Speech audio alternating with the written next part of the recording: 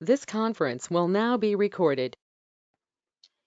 तो गाइस हम बात कर रहे थे स्टोरेज की। अगर हम स्टोरेज की जब अगर आप लोगों को याद हो स्टार्टिंग में हम लोगों ने स्टोरेज पढ़ा था। तो स्टोरेज के अंदर हम लोगों ने एक पढ़ा था एस EFS। दूसरा हम लोगों ने पढ़ा था S3 स्टोरेज। S3 और EFS के अलावा गाइस दो टाइप्स के और भी स्टोरेजेस है हमारे, जो मैं कराऊंगा। इसमें एक टॉपिक है नहीं। तो हम बात करते हैं EFS, S3 स्टोरेज। इसके अलावा हमारा बचता है RDS and one more thing is DynamoDB। Guys, these are the four types of storage: RDS, EFS and DynamoDB.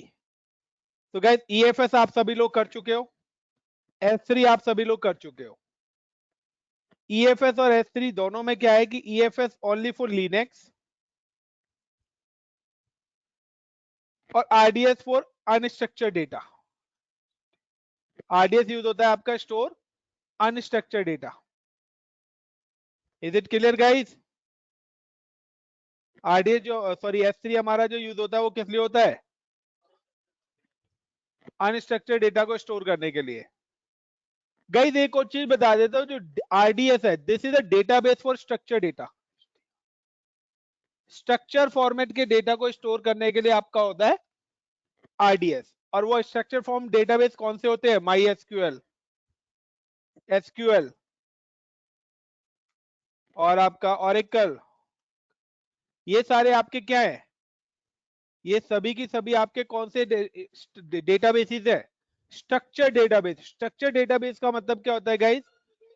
कि पर्टिकुलर मैंने एक रॉ बनाया है, इसके अंदर मैंने एक दिया है नेम, एक मैंने दे दिया मोबाइल नंबर और एक मैंने दे दिया एज। अब कोई मेरा यूजर है, there the two users is available. एक यूजर की इंफॉर्मेशन क्या है? एक यूजर की इंफॉर्मेशन है कि नेम भी है, एज भी है और मोबाइल नंबर भी है। लेकिन जो दूसरा यूजर है उसके पास जो इंफॉर्मेशन है वो इंफॉर्मेशन क्या है? होल्ड करना गाइस।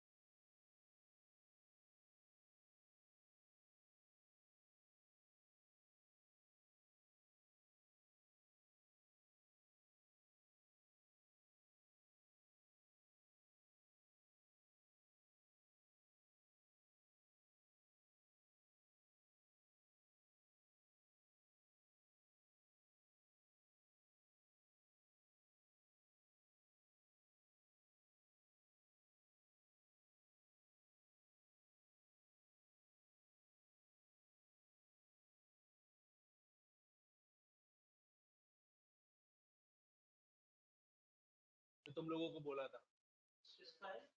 AWS का ही है। नहीं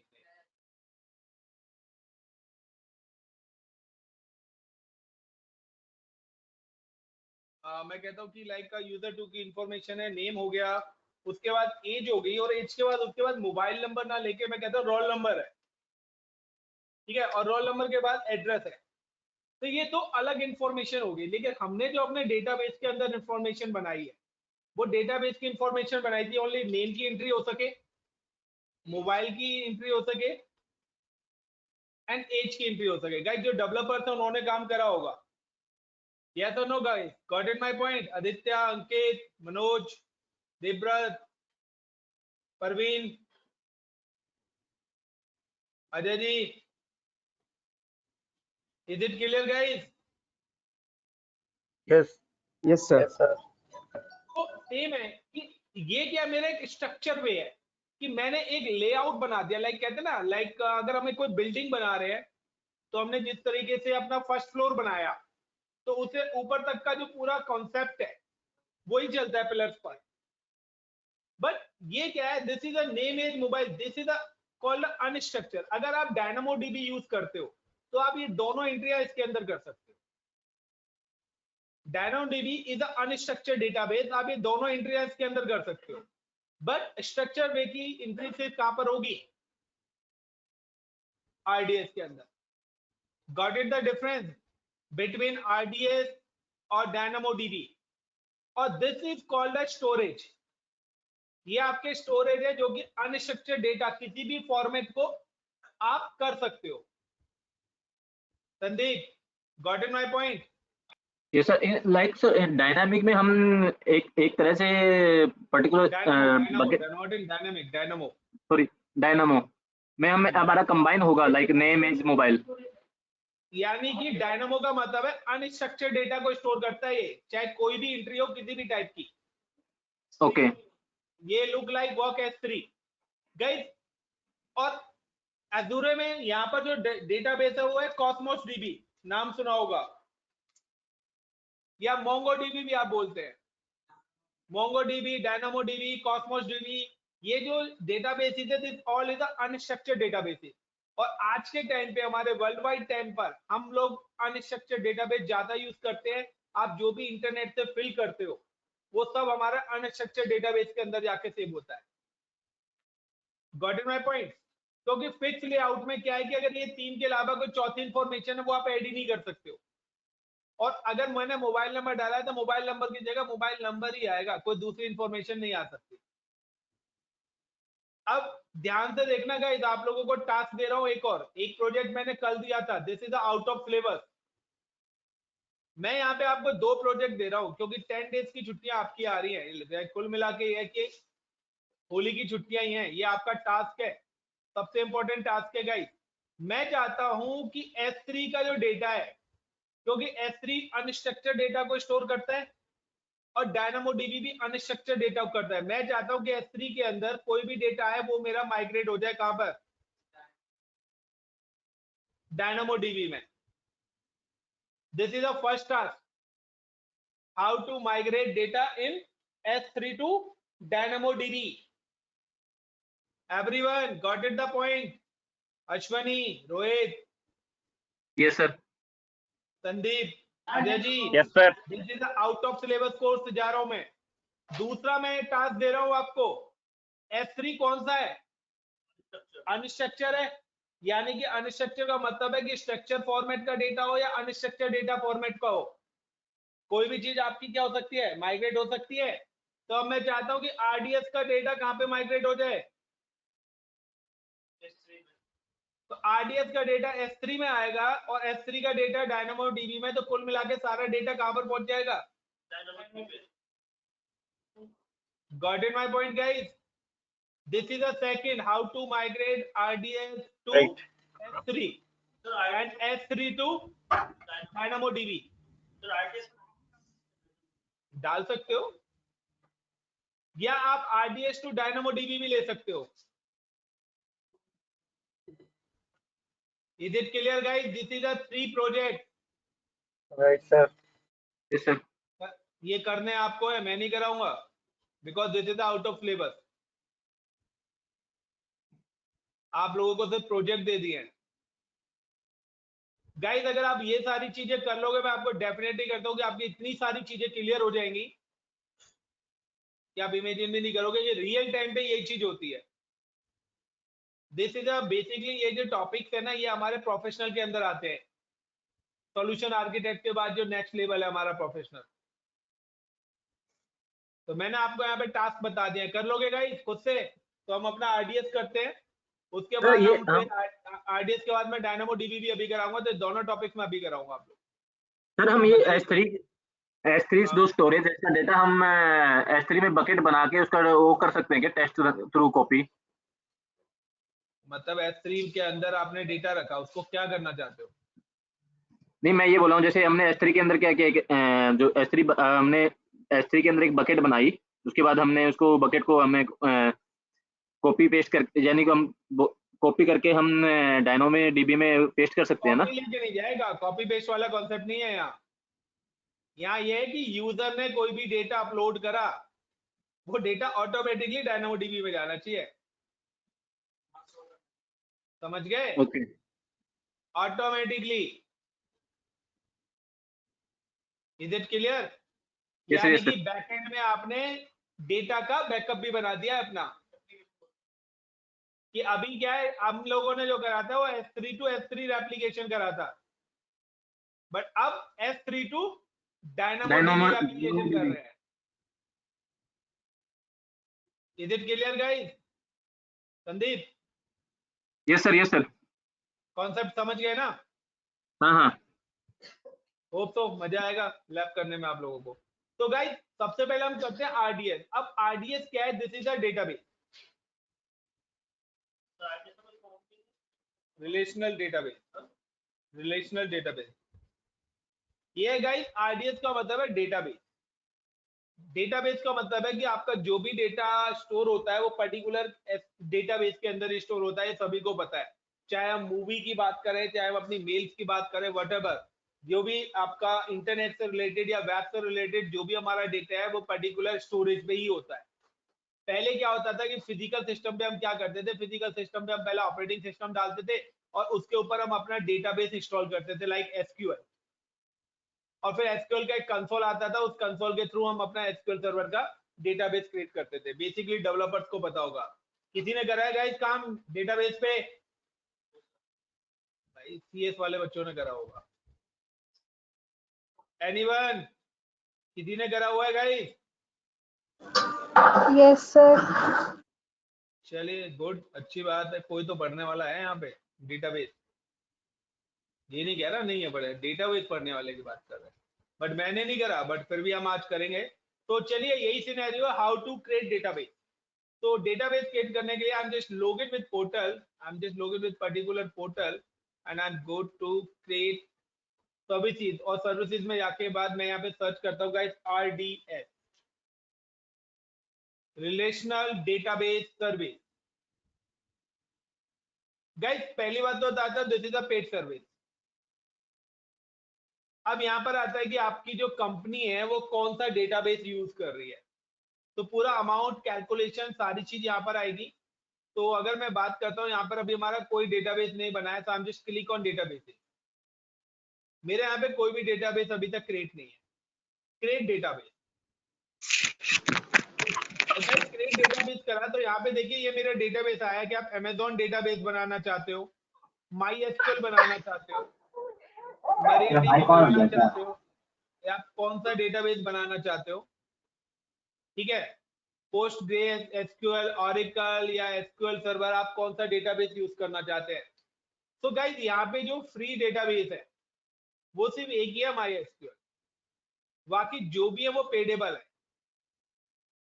तो यहाँ पर आप देखिए कि अगर मैं यहाँ पर क्लिक करता हूँ, लाइक आप लोगों ने माई एसक्यूएल सिलेक्ट भी कर लिया, उसके बाद वो आपको यहाँ पर दे रहा है कि अगर आपने फ्री टैब पे अकाउंट पे क्लिक नहीं करा तो वो क्या कहता है कि आपने टेस्टिंग या डेवलपमेंट के लिए आप यूज करना चाहते हो या प्रोटेक्शन के लिए यूज करना चाहते हो या फ्री टैब। तो हम लोग जब लैब करेंगे फ्री टैब पे करेंगे, बट अभी मैं सिर्फ आपको एक्सप्लेन कर रहा हूँ।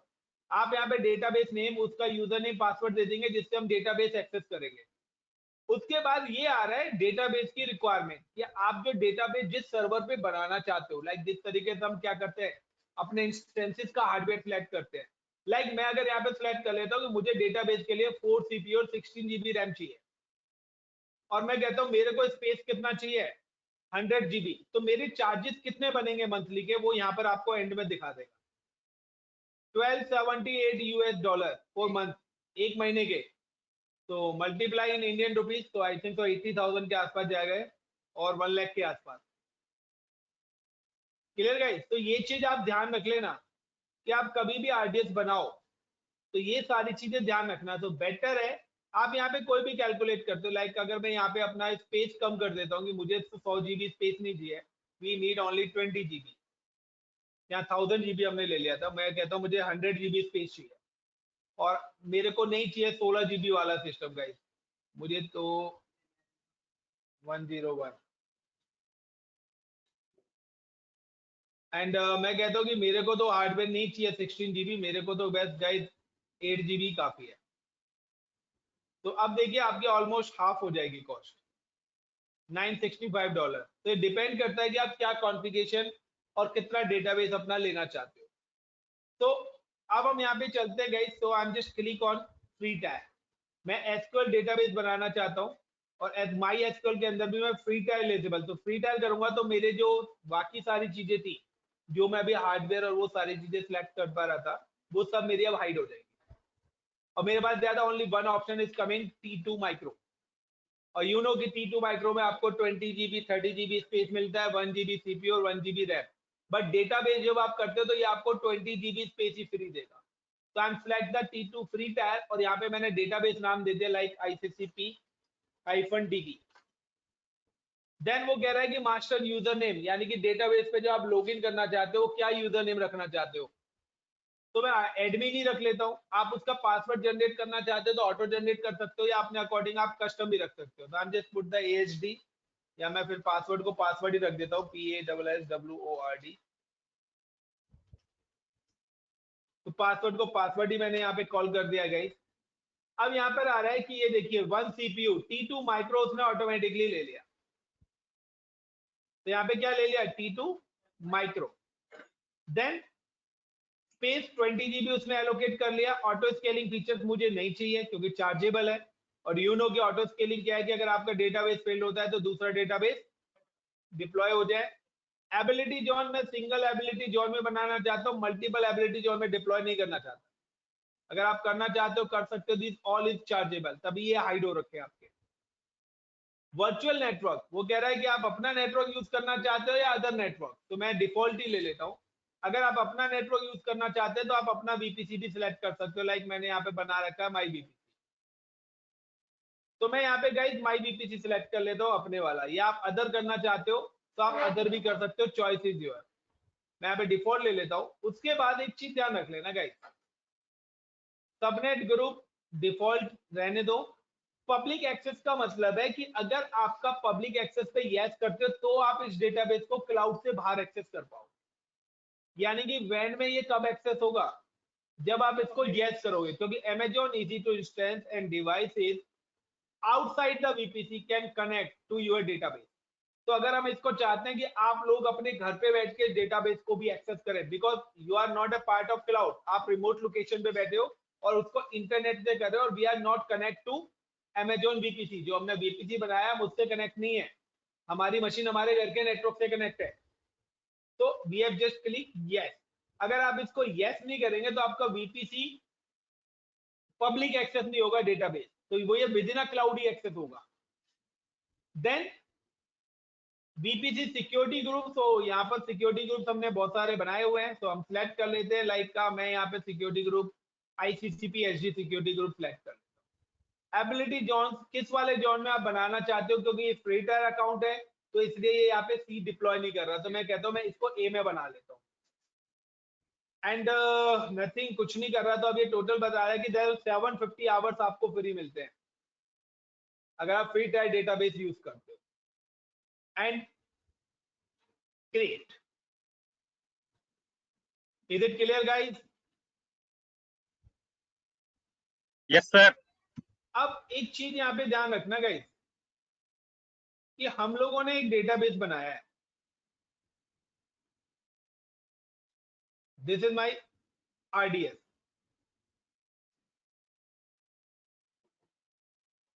ये डेटाबेस हमने बनाया है जिसको जो है हमारा RDS, और इसको जो हमने नाम दिया है गाइस वो दिया है ICCP DB। और ICCP DB को जो मैंने दो चीज एक कॉमन है जिनके साथ कनेक्ट करा है, एक मेरा VPC, तो मैंने VPC से भी कनेक्ट करा है, और एक है मेरा सिक्योरिटी ग्रुप।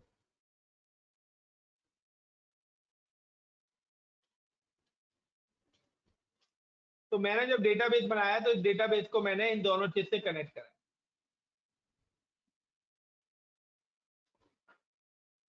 अब दो चीजें हैं, या तो आपकी मशीन, आपने यहां पर एक मशीन बना रखी है लाइक लिनक्स की,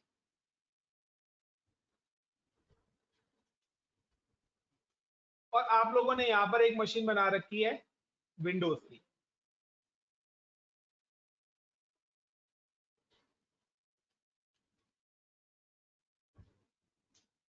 या गाइस मैं कहता हूं एक और मशीन है यहां पर जो आपकी घर की फिजिकल मशीन है, जो हमने क्लाउड पे नहीं है, वो हमारे कहां पर है, घर पर है।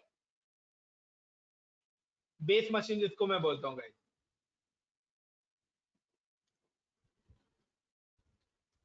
तो गाइस बेस मशीन से वो कब एक्सेस होगा, जब आप उसको डेटाबेस को पब्लिक करोगे, क्योंकि बेस मशीन तो क्या है, ये सारा पार्ट तो हमारा क्लाउड के अंदर बनेगा, ये सारी चीज तो हमारे क्लाउड के अंदर बनेगी।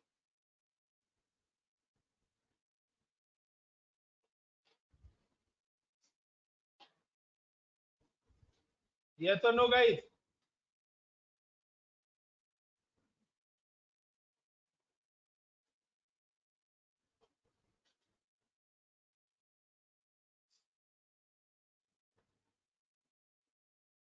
बट गाइस ये वाली मशीन तो मेरी इंटरनेट से एक्सेस होगी ना, आपकी जो मशीन है वो इंटरनेट से कनेक्ट है, और क्लाउड भी क्या है, इंटरनेट के साथ कनेक्टेड है। यस और नो? तो ये मशीन कब एक्सेस होगी, जब आपने यहाँ पर पब्लिक कर रखा होगा तब यहाँ पर एक्सेस हो जाएगी, बट यहाँ पर विदाउट पब्लिक करे भी एक्सेस हो जाएगी। यानी कि मैंने यस करा था ना, बाय डिफॉल्ट नो था, तो अगर नो रहता है तो within a cloud access होगा। क्यों? क्योंकि ये मेरा एक कॉमन VPC है, और मेरा RDS इसी VPC से कनेक्ट है, और मेरी ये मशीन भी इसी VPC से कनेक्ट है, तो ये मेरा एक लैंड नेटवर्क बना रही है। तो दिस इज अ लैंड, लेकिन ये मेरे VPC से कनेक्ट नहीं है, क्योंकि ये मेरी क्या है, होम PC, या मैं कहता हूं ऑन प्रेमाइस मशीन है। तो ये मेरा जो है वैन बना रही है। तो इसलिए वैन के लिए आपको पब्लिक पे क्या करना पड़ेगा, यस, पब्लिक एक्सेस के लिए यस करना पड़ेगा। अब गाइस अगर आपको लाइनक्स पे इंस्टॉल करना है, यानी कि अगर आप अपने डेटाबेस को मैप करना चाहते हो किसके साथ, लिनक्स के साथ, तो इन सबसे पहले आपको सिक्योरिटी ग्रुप के अंदर एक प्रोटोकॉल अलाउड कराना पड़ेगा, MySQL अरोरा। क्योंकि अगर आपने फुल ऑल प्रोटोकॉल्स करा हुआ है तो प्रॉब्लम नहीं, ऑल ट्रैफिक करा हुआ है तो कोई प्रॉब्लम ही नहीं है, बट हम ऑल ट्रैफिक देते नहीं है। तो आपको MySQL अरोरा इस पर, और एज वेल एज जो भी मशीन डेटाबेस को एक्सेस करेगी उन मशीनों पर भी वो प्रोटोकॉल एक्सेस होना चाहिए। तो यानी कि अगर मैं देखें तो मैंने इसी सिक्योरिटी ग्रुप से डेटाबेस को भी कनेक्ट करा है, और इसी सिक्योरिटी ग्रुप से मैंने दोनों मशीन को भी कनेक्ट करा है। तो यहाँ पे दैट मीन्स कि तीनों चीज के लिए ये मेरा प्रोटोकॉल अलाउड है। तो अगर आपको प्रोटोकॉल अलाउ भी करना है तो आप किस तरीके से अलाउ करेंगे, click and go to security group. तो यहाँ पर मैंने सिक्योरिटी ग्रुप कौन सा लिया है पहले मैं देख लेता हूँ guys. Security group name ICCP SG मैंने लिया है, तो I am just go to VPC, sorry EC2, और EC2 में जाके पर्टिकुलर सिक्योरिटी ग्रुप में जाऊंगा, एंड सिक्योरिटी ग्रुप में जाके मेरा जो ICCP SG सिक्योरिटी ग्रुप है, और इसको जाके एक्शन में जाके एडिट करूंगा, इनबाउंड रूल। यहाँ हमने ऑल ट्रैफिक कर रखा है, बट हो सकता है ऑल ट्रैफिक ना हो, तो आप मैनुअली ऐड जाके यहाँ पे जाके MySQL अरोरा ये आप ऐड कराओगे, और यहाँ पर आप अगर आप सिर्फ चाहते हो लाइनक्स की मशीन पर ही एक्सेस हो, तो आप यहाँ पे कस्टम में लाइनक्स की मशीन का आईपी डाल दो। अगर आप चाहते हो विंडोज पे एक्सेस हो तो आपकी विंडोज मशीन का आईपी डाल दो। आप चाहते हो कि बेस मशीन आपकी जो फिजिकल मशीन ऑन प्रोमाइस आप सिर्फ उस पे पर्टिकुलर पे चाहते हो तो यहाँ पे उस मशीन का आईपी डाल दो। तो 1 to 1 मैपिंग करना चाहते हो, 1 to many करना चाहते हो, तो आप 5-6 मशीन पे एक्सेस कराना चाहते हो, सभी मशीन का आईपी डालो। या अगर आप सभी पे जाते हैं तो एनीवेयर कर दीजिए and save role. Is it clear? Sandeep, Ajay ji, Parveen, Vivek, Snigdha, everyone? Yes sir, clear. Yes sir. Baljeet clear है? Tejaswini, Vidhi, Vivek? Yes sir. Is it clear? Yes sir. Aditya, Ankit, Arun? चलेगा सर मेरी एक क्वेरी थी। हाँ बताइए। जैसे हम उसकी रैम और जो सॉफ्टवेयर मतलब चूज कर रहे हैं कि कितनी रैम होगी कितनी स्टोरेज होगी, तो वो हम कंपनी प्रोवाइड करेगी कि हम कैसे डिटेक्ट करेंगे कि मेरा Amazon provide डेटाबेस? करेगा, and वो कंपनी बताएगी ना। सिंपल सा है, आप मार्केट में लैपटॉप लेने जाते हो तो जो लैपटॉप खरीद रहा है वो बताता है या कस्टमर अपने शॉपकीपर अपनी मर्जी से दे देता है? अच्छा, अगर हमें कोई भी विवेक, मशीन प्रोडक्शन, यस सर, करनी है तो कंपनी बताएगी ना। रिक्वायरमेंट तो आपके पास आएगी, आप अपनी मर्जी से तो कंपनी में कुछ काम कर ही नहीं सकते। कंपनी ने अगर बोला है कि आपको यहाँ पे सोना है, पूरे दिन सोने की सैलरी देंगे तो तुम सोओगे। अगर कंपनी कहती है आपको ये काम करना है तो आपको वो काम करना है।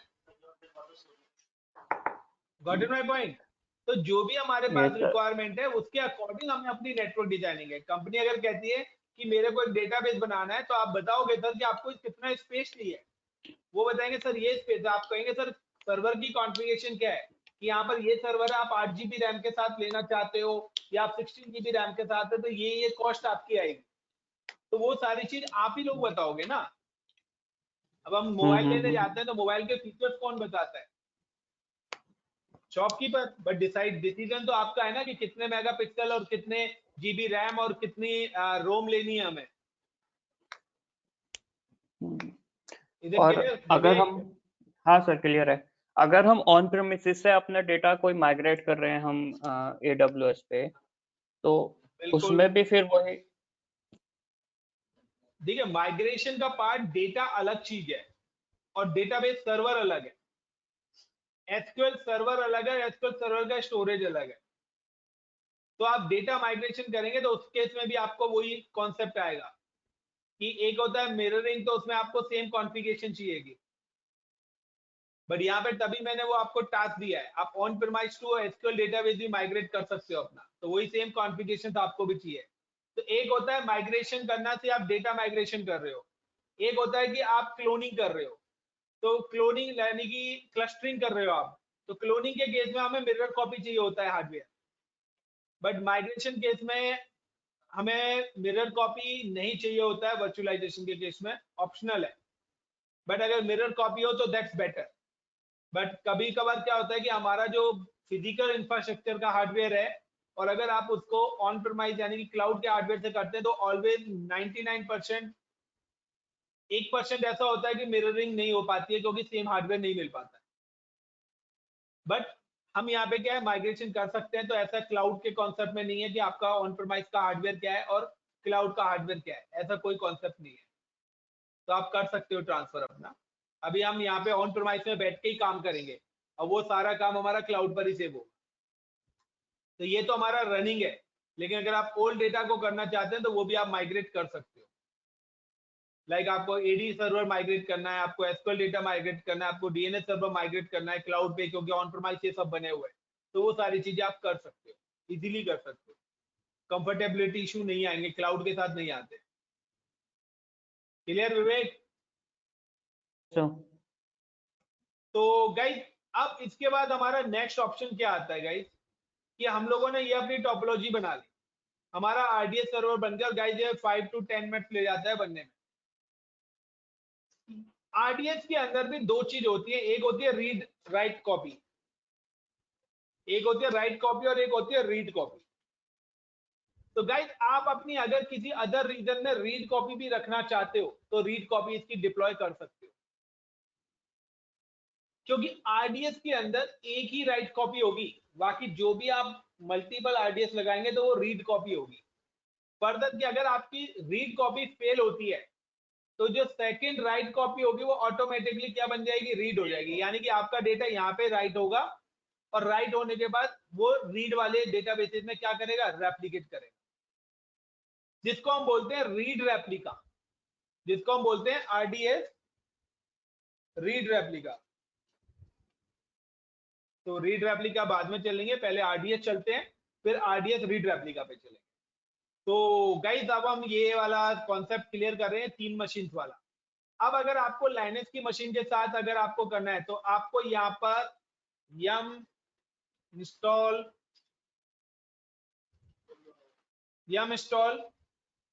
mysql-y, यहाँ पर आपको MySQL इंस्टॉल करना पड़ेगा। तो अगर हम वेब सर्वर बना रहे थे तो वेब सर्वर के लिए हम लोगों को क्या करना पड़ता था, HTTPD। बट अगर अब आप डेटाबेस बना रहे हो तो डेटाबेस के लिए आपको डेटाबेस सर्विस यहाँ पर इंस्टॉल करनी पड़ेगी। और अगर आप विंडोज पे करना चाहते हो गाइस, अगर आप विंडोज पे करना चाहते हो तो विंडोज पर भी काफी सारे सर्वर्स हैं। या तो आपने अपना SQL सर्वर यहाँ पे डाला हुआ है तो आप उनके बीच में भी अपना माइग्रेशन पार्ट, लेकिन अगर आप सिर्फ डेटाबेस को एक्सेस करके काम करना चाहते हो तो यहाँ पर आपको MySQL वर्कबेंच सॉफ्टवेयर है वो इंस्टॉल करना पड़ेगा। तो MySQL वर्कबेंच सॉफ्टवेयर है जो कि SQL ने डिप्लॉय करा हुआ है। तो आपको उस केस में आप इस SQL डेटाबेस को एक्सेस करके और अपना काम, तो अगर आप अपनी बेस मशीन पे, अगर बेस मशीन लाइनेक्स की है तो आपको MySQL करना पड़ेगा। अगर बेस मशीन आप विंडोज 7 की यूज कर रहे हो या 10 यूज कर रहे हो, व्हाटएवर कोई भी, तो उस केस में आपको MySQL वर्कबेंच। तो मेरी जो बेस मशीन है ये मेरी कौन सी है, विंडो 10 है। तो सबसे पहले मैं क्या करता हूँ guys, I am creating the 2 virtual machine. पहले मैं लाइनेक्स वाला पार्ट बताता हूँ, यानी कि विंडोज वाला, और विंडोज के बाद मैं फिर उसी चीज को बेस मशीन पे कनेक्ट कराऊंगा। तो I am creating the 2 virtual machine, one is Linux और अदर इज विंडोज, क्योंकि मैं दोनों पर ही RDS की कनेक्टिविटी कराना चाहता हूँ कि आप लाइनेक्स की मशीन पे भी RDS की कनेक्टिविटी कर सको और आप विंडोज की मशीन पे भी अपनी RDS की कनेक्टिविटी कर सको। तो I am just click on here and then just click on instances, और इंस्टेंसेस पे जाने के बाद I am just click launch instance and guys यहाँ पे मैं ले लेता हूँ Amazon Linux, configure, next, and उसके बाद मैं ले लेता हूँ एबिलिटी जॉन A या B, जिसमें भी आप ले सकते हो, मैं A में ले लेता हूँ। पब्लिक IP इनेबल कर रहा हूँ। नेक्स्ट ऐड स्टोरेज, तो यहाँ पे मैं ले लेता हूँ 20। Add tag, this is the Linux SQL, नाम दे दिया मैंने लाइनेक्स SQL, इसको save that. Configure security group, तो एग्जिस्टिंग वही सिक्योरिटी ग्रुप में ले लेता हूँ जो मैंने सबके लिए करा है। Review and then launch and select the key pair.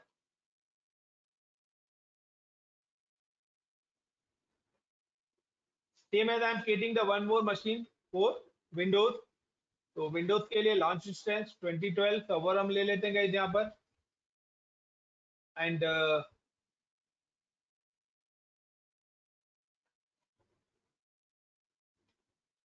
इसको B में बना लेते हैं, नो प्रॉब्लम।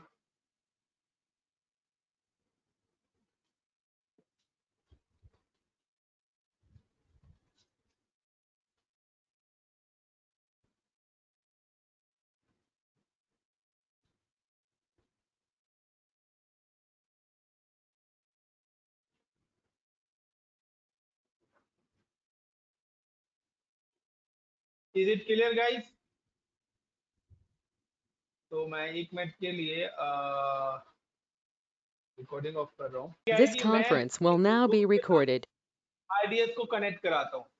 जब भी मैं विंडोज के साथ इस RDS को कनेक्ट कराऊंगा तो पहले मुझे ये सॉफ्टवेयर इंस्टॉल करने पड़ेंगे, क्योंकि SQL सर्वर तो मेरे को इंस्टॉल करना पड़ेगा। तो I am just click on Windows, then connect, then RDP and then get password.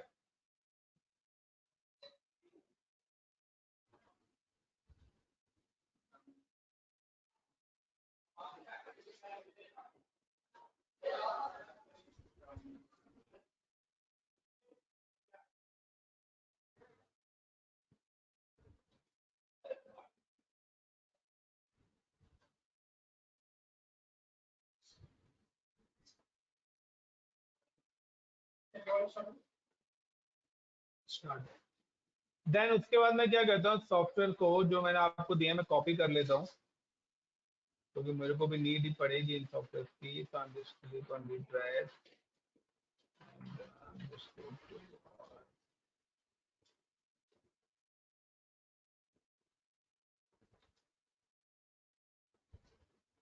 मैंने दो ही सॉफ्टवेयर की नीड है, सिर्फ इसकी और इसकी। बाकी CLI हम यूज कर चुके हैं, पुट्टी का हम लोग यूज कर ही रहे हैं, तो मैंने दे दी आपको। और मैं I am coming for this particular machine और मैं यहाँ पे आके इसको पेस्ट कर, तो जैसे मेरे सॉफ्टवेयर यहाँ पे आ जाएंगे देन मैं इन सॉफ्टवेयर को यहाँ पे इंस्टॉल करूँगा। जिस भी मशीन पे आप डेटाबेस एक्सेस करेंगे वहाँ पे वर्कबेंच तो होना चाहिए ना, तभी आप एक्सेस कर पाओगे ना। मशीन बना के उसको फिजिकल मशीन है तो डायरेक्ट इंस्टॉल कर लो, मैं वर्चुअल पे करा रहा हूँ, फिर फिजिकल पे इंस्टॉल करूंगा। मेरे फिजिकल पे एक्चुअली में इंस्टॉल्ड है ऑलरेडी। तो अगर अपनी बेस मशीन पे करना चाहते हो, लाइक ये वाला पॉइंट, 3 मशीन बनाई है ना मैंने वहां पे, अगर आप देखें तो मैंने 3 मशीन बनाई है, तो यहाँ पे मेरे ऑलरेडी इंस्टॉल्ड है वर्कबेंच, तो यहाँ पे कर लो। बेस मशीन पे विंडो 10 पे, यहाँ पे दोनों पे सेम ही प्रोसेस है। तो मैं आपको यहाँ पे इंस्टॉल करके दिखा रहा हूँ, क्योंकि फिजिकल मशीन पे है। अगर आप लोग एक्सेस करना चाहते हो इसी डेटाबेस को, तो आप लोग भी अपने अपने लैपटॉप पे डायरेक्ट सॉफ्टवेयर इंस्टॉल कर लो, आप भी इस डेटाबेस को एक्सेस कर सकते हो। Is it clear guys? अभी तक क्लियर है? संदीप क्लियर है अभी तक? विवेक, परवीन, अश्विन? Yes sir. तो I am just Yes, sir. Yes, sir. Visual C++ guys आपको पहले इंस्टॉल करना पड़ेगा, अदरवाइज वर्कबेंच इंस्टॉल होगा नहीं। तो one or more issues causes the setup to fail, please fix the issue. क्या इशू है भाई? लॉग फाइल शिट, अपडेट करनी पड़ेगी मेरे को। ये इंस्टॉल होगा नहीं जब तक वो इंस्टॉल नहीं होगा। ट्राई करते हैं गाइस।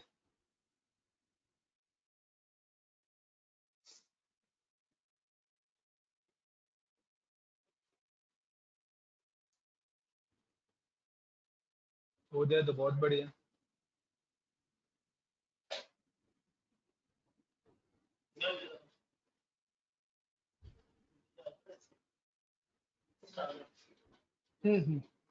तो गाइस ये इंस्टॉल हो चुका है और ये आपका कंसोल ओपन होके आ जाएगा वर्कबेंच का। अब गाइस अगर आपको इस डेटाबेस को, यानी कि अपने डेटाबेस को इस मशीन के साथ कनेक्ट कराना है, तो आप लोगों को करना क्या होगा? तो सिंपल सा है, जस्ट गो टू RDS, और RDS पे मेरी 3 चीज होंगी। एक तो होगा एंड पॉइंट, एक होगा पोर्ट नंबर, और एक है यूजर नेम। ये 3 चीजें मुझे चाहिए।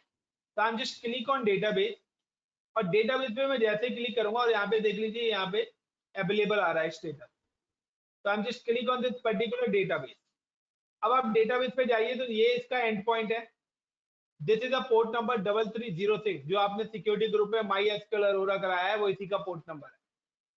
एंड अगर मैं देखता हूँ मेरा यूजर नेम क्या है, पर्टिकुलर इस मशीन का यूजर नेम, तो मैं कॉन्फ़िगरेशन में आता हूँ और यहाँ से आप देख सकते हो कि मेरा जो यूजर नेम था वो एडमिन ही है।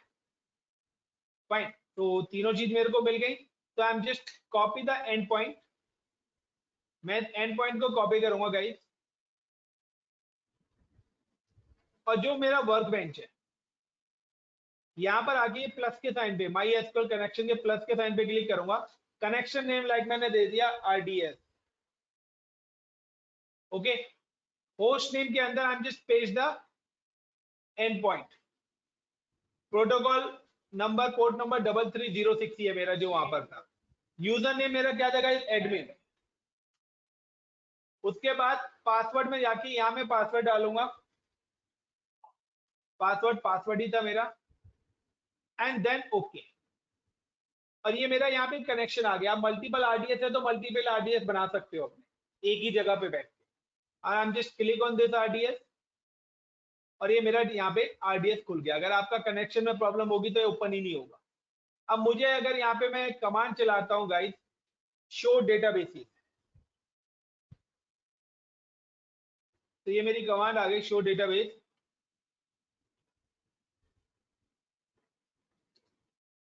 उसके बाद गाइस ये सेमीकोलन देना पड़ता है, और देन जैसे मैं यहाँ पे क्या करूंगा, इसको रन करूंगा, तो गाइस ये देखिए यहाँ पे बता रहा है कि इंफॉर्मेशन स्कीम ये है, और माई एसक्यूएल यहाँ पे लिखा आ रहा है नीचे, देखिए आउटपुट में। दैट मीन्स कि मेरा यहाँ पे कोई डेटाबेस बना नहीं हुआ, जो डिफॉल्ट है वो है।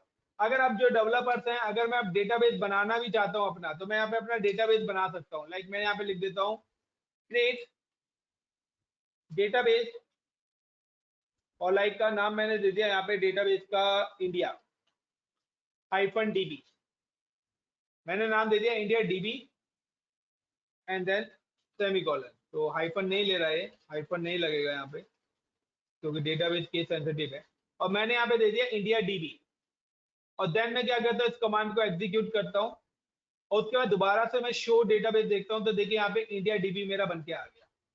उसके बाद आप क्रिएट फाइल करनी है, टेबल क्रिएट करनी है, जो भी टेबल आपको क्रिएट करनी है, तो वो सब कोडिंग का काम है, डेवलपर्स का काम है, वो हमारा काम नहीं है। Is it clear guys? तो विंडोज के साथ डेटाबेस हमने कैसे कनेक्टिविटी कराई है वर्चुअल मशीन के साथ। Is it clear everyone? Yes sir. Sir एक बार थोड़ा रिपीट करोगे? तो ये यहाँ पर क्लियर हो गया। अब यही चीज मैं बेस मशीन पे करके दिखा रहा हूँ। यही चीज मैं कहाँ पर करा रहा हूँ गाइस? बेस मशीन पे। ये तो वर्चुअल मशीन पे करी थी, बट जरूरी थोड़ी ना है कि कंपनी हर किसी को एक वर्चुअल मशीन बना के देगी।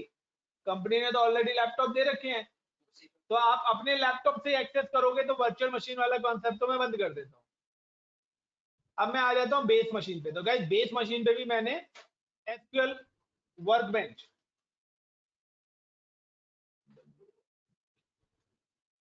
तो आई थिंक इस वाली मशीन पे है नहीं, तो मैं इस पे इंस्टॉल ही कर लेता हूँ। तो एनीवेज होगा तो पता लग जाएगा, otherwise I am just click on this setup, और मैं डायरेक्ट पहले क्या कर रहा था, तो देखिएगा यहाँ पे ये क्या दे रहा है, एरर दे रहा है C++ का। तो मुझे पहले विजुअल इंस्टॉल करना पड़ेगा यहाँ पर।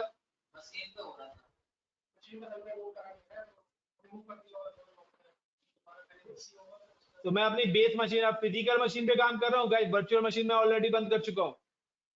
तो यहाँ पर पहले विजुअल C++ इंस्टॉल करना पड़ेगा बेस मशीन पे, एंड देन फिर माई एसक्यूएल वर्कबेंच इंस्टॉल करूंगा।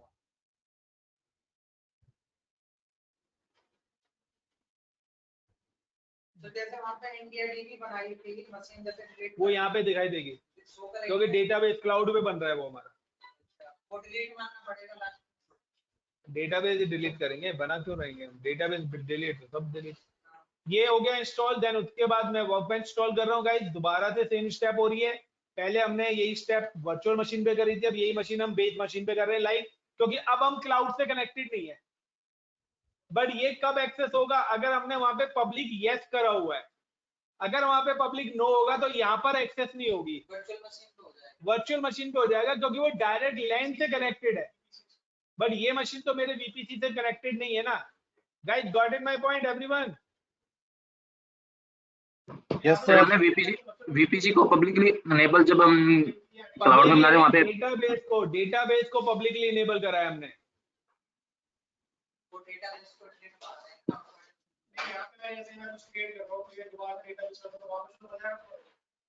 विवेक कौन पूछ रहा था? जब हमने डेटाबेस बनाया था वहां पर पब्लिक एक्सेस दिया था, यस करा था। Yes sir, yes sir. अगर वहां पे नो रखोगे तो यहाँ पर आपकी फिजिकल मशीन पे एक्सेस नहीं होगा, वो क्लाउड टू क्लाउड एक्सेस होगा ओनली। या आप वीपीएन बनाओगे तो वीपीएन के थ्रू एक्सेस होगा। ये मेरा फिनिश हो गया, दोबारा से वही ओपन हो जाएगा यहाँ पे कंसोल हमारा वर्कबेंच का। और मुझे अगर यहाँ पे भी कनेक्ट करना है तो सिंपल सा गाइस, वही मैं क्लाउड पे जाऊंगा, एंड पॉइंट कॉपी करा, ये मेरा वर्कबेंच हो गया। देन कनेक्ट, क्योंकि एक डेटाबेस तो मैंने कहां से बनाया? वर्चुअल मशीन से। अब मैं चाहूँ तो यहाँ से भी काम कर सकता हूँ, या मैं अपना यहाँ से नया डेटाबेस बना सकता हूँ। तो with the name like RDS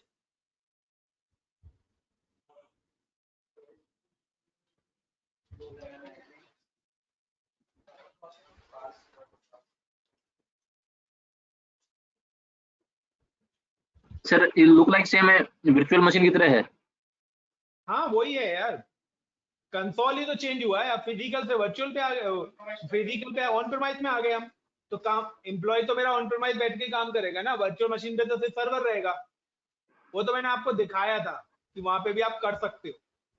but Okay. Actually में ये होगा, एक्चुअली में ये वाला पार्ट होगा। हम अपने जैसे अपने लैपटॉप से कर सकते हैं ये। हाँ, तो ये आप अपने लैपटॉप पे डायरेक्ट करिए और ये देखिए यहाँ पे हो गया। और मैं यहाँ पे अगर शो डेटाबेस कमांड चलाता हूँ तो देखिए जो डेटाबेस मैंने वहां बनाया था वो मेरे को यहाँ पे दिखेगा। तो शो डेटा बेसिस कमांड आएगी, उसके बाद ये गाजर मूली लगाना ना भूलें, सेमीकोलन, वरना कमांड नहीं चलेगी। तो ये मैंने कमांड को सिलेक्ट करा गाइस और यहाँ पे एग्जीक्यूट करा। तो आप देखिए यहाँ पे इंडिया डीबी आ रहा है। मैं यहाँ पे एक और डीबी बनाना चाहता हूँ, तो लाइक का मैं यहाँ पे कमांड लिख देता हूँ, लाइक का CREAT create database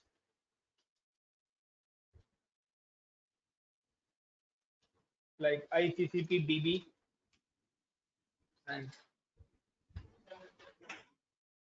and then execute। उसके बाद मैं फिर लिखता हूँ show databases,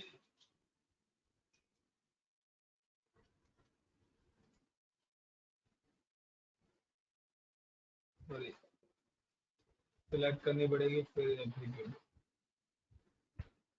show DA data BASES basis।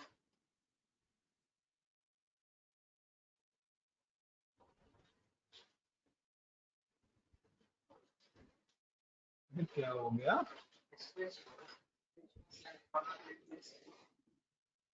S extra लगा है bases. SHOW show DA data BASES bases ही आएगा, कमांड में आएगा डेटाबेस एस आएगा। तो सॉरी, इसको एग्जीक्यूट कर ले पहले। तो ये देखिए यहाँ पर ICCP DB भी आ गया। तो गाइस इससे ज्यादा डेटाबेस पे काम करना मुझे भी नहीं आता। तो जो भी काम है वो डेवलपर का, हमारा काम कनेक्टिविटी करा के देना, पूरी टेबल या डिजाइनिंग करना हमारा काम नहीं। Then one more thing guys, अगर हमें लाइनेक्स पे भी करना हो ये चीज, बेस मशीन हो तो भी लाइनेक्स पे आपको yum install httpd सॉरी वो MySQL करना पड़ेगा। या अब मैं यहाँ पे बात करता हूँ कि अगर आप यहाँ पर कमांड प्रॉम्प्ट से भी इसको डेटाबेस को एक्सेस करना चाहते हो, अगर आप कमांड प्रॉम्प्ट से डेटाबेस को एक्सेस करना चाहते हो तो सिंपल सा है कि आप अगर यहाँ पर आते हो वही AWS कॉन्फ़िगर करके यूजर से पहले लॉगिन होंगे। हाँ, तो अपना AWS आपने किसी यूजर को SQL के राइट दिए, अब वो यूजर से SQL के राइट दिए तो AWS कॉन्फ़िगर करके करेगा और वो अपनी कमांड चलाएगा, तो कमांड प्रॉम्प्ट से भी मैनेज कर सकता है। हाँ, वही अपना एक्सेस आईडी और सीक्रेट की मांगेगा। हाँ, वही सीक्रेट की, वो डेटाबेस का पासवर्ड है, यूजर नेम और पासवर्ड अलग होगा IAM का, एक्सेस की और सीक्रेट की। अगर आप पर्टिकुलर लाइक मैं चाहता हूँ कि धनंजय नाम के यूजर से मैं काम करना चाहता हूँ तो मैं IAM रोल में जाऊंगा, धनंजय यूजर बनाऊंगा, उसको SQL के राइट दूंगा और फिर यहाँ पे जब वो करेगा तो AWS कॉन्फ़िगर जैसे करेंगे तो वो आपसे सीक्रेट की और एक्सेस की पूछेगा, देन वो काम कर पाएगा। Got in my point everyone? Sandeep, got in my point? User access देना है तो यूजर एक्सेस मैं ऑलरेडी बता चुका हूँ आपको IAM रोल के Yes, अंदर। sir. तो कोई भी सर्विस है आप डेडिकेटेड सर्विस अलाउ कर सकते हो। तो अगर गाइस अगर हमें लाइनेक्स पे करना है तो जो प्रोसेस मैं लाइनेक्स पे करूंगा सेम ही प्रोसेस आप CLI पे करोगे। लॉगिन करने का प्रोसेस भी CLI यूजर से कर रहे हो तो लाइनेक्स वाला प्रोसेस ही CLI यूजर भी काम करेगा। तो मैं डायरेक्ट यहाँ पे लाइनेक्स वाला ही पार्ट आपको करा देता हूँ। तो I am just copy the public IP। तो पहले हम अपना EC2 के अंदर जाते हैं और इस पर्टिकुलर मशीन का पब्लिक IP कॉपी कर लेते हैं।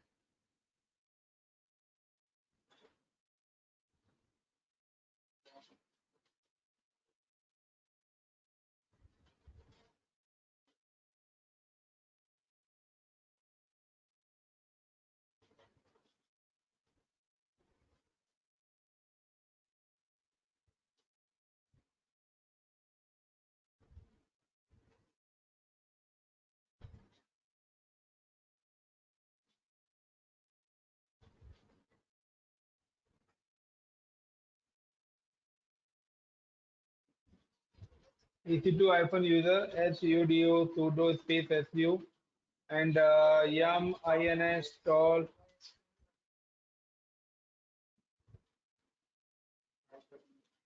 MySQL space -y एंड जब तक ये इंस्टॉल हो रहा है मैं अब चलता हूँ RDS में। और एंड पॉइंट कॉपी कर लेता हूँ, और इसके लिए गाइस एक कमांड होती है हमारी mysql -u-h4host।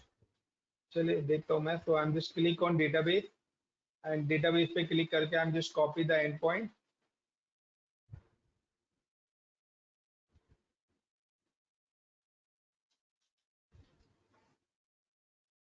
And endpoint करने के बाद आपका यहाँ पे ऑप्शन आता है, लिनक्स पे गया और यहाँ पे मेरे को एक कमांड चलानी है। वो कमांड क्या है मेरी, like mysql space -u, u का मतलब है यूजर नेम, यूजर नेम था मेरा एडमिन, -h, h का नाम होता है होस्ट, जहां पर मेरा लॉगिन होना है, और होस्ट क्या है मेरा, ये end point. Then -p, p का मतलब है पासवर्ड या पोर्ट नंबर, इंटर करा। ये मेरे से यूजर का पासवर्ड पूछ रहा है, PASSWORD पासवर्ड। और ये देखिए मैं अपना एसक्यूएल सर्वर पे लॉगिन हो गया। और अब मैं अगर यहाँ पे देखता हूँ SHOW show DA data BASES basis, तो देखिए यहाँ पर ICCP DB और इंडिया DB दोनों आ रहे हैं। और अगर आप क्रिएट डेटाबेस भी करना चाहते हैं तो वही है CREATE क्रिएट DB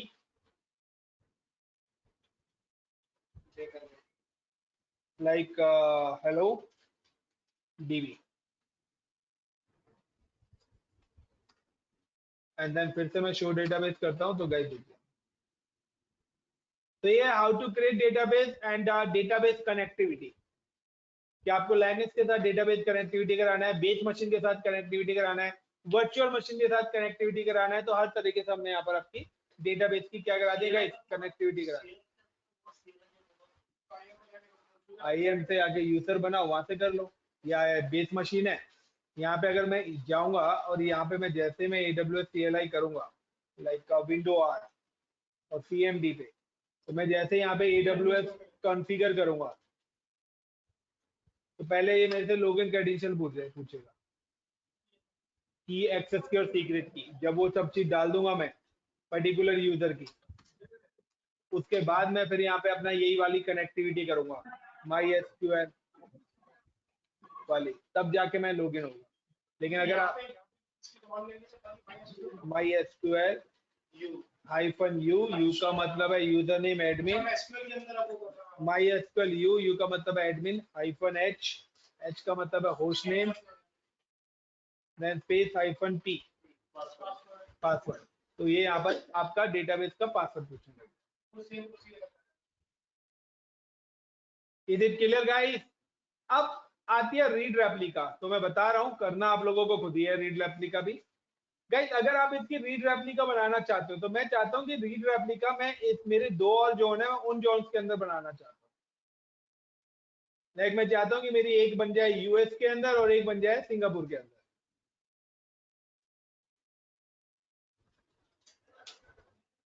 तो गाइस सिंपल है कि यहाँ पर भी आप अगर अपने डेटाबेसेस बनाना चाहते हो तो अपने डेटाबेसेस यहाँ पर भी डिप्लॉय कर सकते हो। तो जब आप रीड रेप्लिका करेंगे तो आपको अपना रीजन सेलेक्ट करना पड़ेगा पर्टिकुलर। तो अब इसकी एक एक कॉपी कहाँ पे चली जाएगी, US और सिंगापुर में भी। तो how to create read replica, but मैं विद इन अ रीजन ही कराऊंगा गाइस, पेडेबल सर्विस है, ये भी मैं आपको पहले बता दे रहा हूँ। तो एक्शन में गया, डेटाबेस जो बनाया है, आप सिलेक्ट द डेटाबेस, यानी कि पर्टिकुलर ये आपके डेटाबेसेस हैं। आपने क्या करा, डेटाबेस को सिलेक्ट करा और देन गो टू एक्शन, और यहाँ पे क्रिएट रीड रेप्लिका। तो एक्शन पे आप देखेंगे यहाँ पे ऑप्शन आ रहा है आपका क्रिएट रीड रेप्लिका।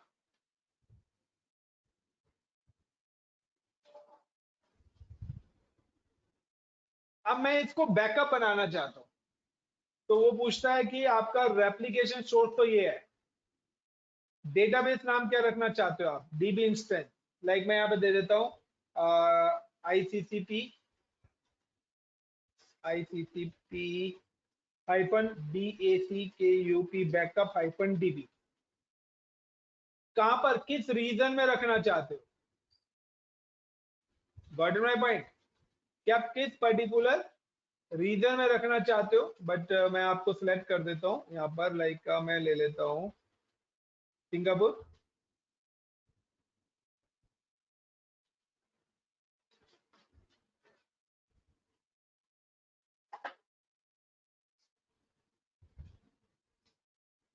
और मैं सेम ही रीजन में क्रिएट करूंगा।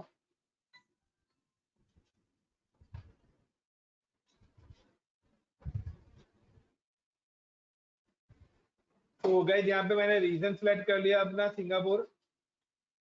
अब यहाँ पे वही T2 माइक्रो हमने ले लिया अपना। SSD इनेबल स्टोरेज वो टाइप बोल रहा है, इनेबल ऑटो स्केलिंग डिसेबल कर देता हूँ। मल्टी एजेंट, अब देखिए मल्टी एजेंट का आता है तो do not create stand by stand या क्रिएट स्टैंड बाय स्टैंड, तो मैं डू नॉट ही कर देता हूँ।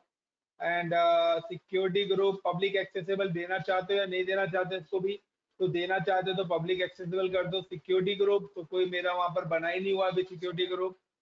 तो एबिलिटी जोन 3 जोन है वहां पे, किस वाले जोन में आप सिलेक्ट करना चाहते हो, ठीक है। तो ये सारी चीजें आप सिलेक्ट करेंगे। बट गाइस मैं यहाँ पर मुंबई रीजन में बना रहा हूँ ये, क्योंकि मुंबई रीजन में मेरी सारी चीजें बनी हुई है, सिक्योरिटी ग्रुप भी बना हुआ है, नेटवर्क भी बना हुआ है। अदरवाइज मुझे पहले सिंगापुर में बनाना पड़ेगा, क्योंकि सिक्योरिटी ग्रुप जब तक सिलेक्ट नहीं करूंगा वो मेरे को एरर देता रहेगा। तो मैं यहाँ पे सिलेक्ट कर लेता हूँ, आप चाहो तो आप बना सकते हो, दिस इज योर प्रैक्टिस। तो I am just select Asia Pacific Mumbai, तो मैं दोनों रीड रेप्लिका भी मुंबई में बना रहा हूँ। तो सिर्फ रीजन सेलेक्ट करा है, बाकी सारे ऑप्शंस वही रहेंगे। रीजन हो गया। अब यहाँ पे वही T2 माइक्रो में ले रहा हूँ guys. And auto scaling features enable नहीं कर रहा, do not create default subnet group default ही ले लेते हैं। एंड अब देखिए यहाँ पे VPC मेरा ऑटोमेटिकली इसने उठा लिया है, ठीक है ना। ICCP HD security group ability zone वो A में बनाया था, इस बार मैं इसको रीड रेप्लिका को B में कर देता हूँ, वही पोर्ट नंबर ले लेता हूँ, ठीक है। एंड एडिशनल मॉनिटरिंग वगैरह मैं अभी इसको डिसेबल रख सकता हूँ। IAM रोल कुछ नहीं, maintenance enable auto mirroring version upgradation कर देते हैं एंड सेव रीड रेप्लिका। तो गाइस देखिए यहीं पर ही मेरे बन रहे हैं, और यहाँ पे देखिए एक पर आएगा प्राइमरी लिखा और एक पे आ रहा है रेप्लिका। देख रहे हो गाइस रोल, एक का रोल लिखा आ रहा है रेप्लिका और एक का आ रहा है प्राइमरी, और दोनों देखिए क्या हो रहे हैं, वो मॉडिफाई हो रहा है और ये क्रिएट हो रहा है। Is it clear guys? Yes sir. दोनों इनेबल हो जाएंगे, दोनों अवेलेबल हो जाएंगे ना। हमने ऐड ऑन करा है ना उसमें एक और डेटाबेस, तो वो मॉडिफाई हो रहा है ना, अपडेट हो रहा है ना। हमने एक और DB एडिट कर दिया है, लेकिन उसके लिए तो वो अपडेट हो रहा है, लेकिन दूसरी लोकेशन पे तो क्रिएट हो रहा है ना। तो नेक्स्ट टॉपिक अभी कराएं या इतना काफी है टुडे? तो आरडीएस का ज्यादा हो गया। कौन कह रहा है? हाँ आरडीएस बताइए।